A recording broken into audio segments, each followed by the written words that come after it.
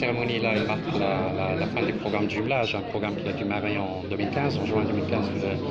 exactement, qui est financé avec l'appui de l'Union européenne. Ce programme, il met la logique, en fait, c'est un programme de partenariat, d'échange d'expertise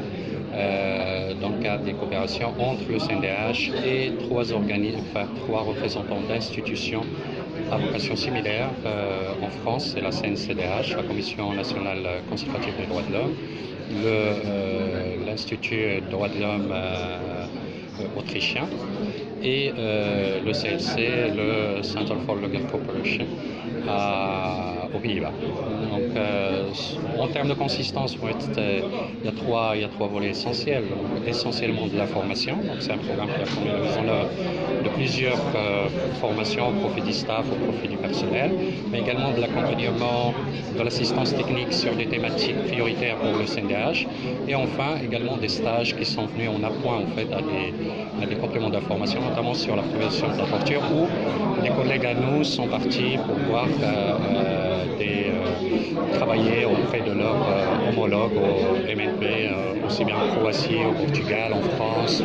en Autriche, aux Pays-Bas et en Arménie. Physiquement, donc, sur les thématiques, il y a plusieurs thématiques qui ont été abordées. D'abord, tout ce qui est prévention de la torture, l'observation des élections, le domaine des archives, la gestion des ressources humaines,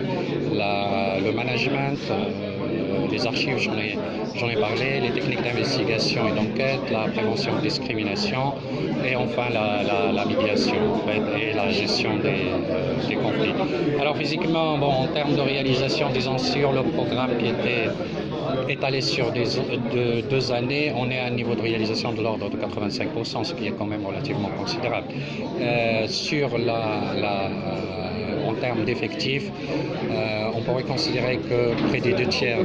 du staff ont suivi au moins une formation dans le cadre de ce programme, ce qui est quand même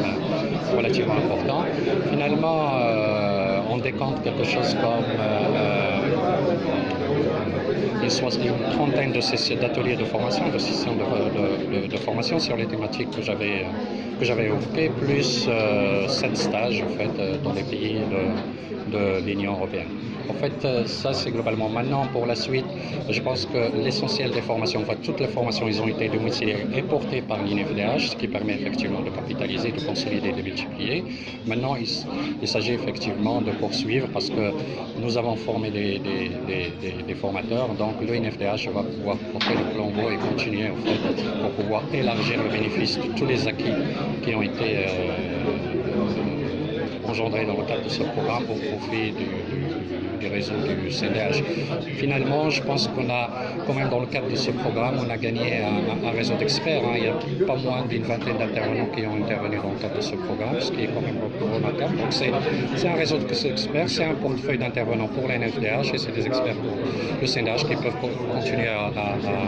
à collaborer. C'est également un réseau de partenaires, donc on a pu quand même établir des liens de coopération avec certains organismes, les 3 institutions dont j'avais parlé au départ, plus également tous les organismes qui ont pu abriter des stages au profit de nos collègues, notamment des mécanismes nationaux de prévention de la torture au niveau de l'ordre.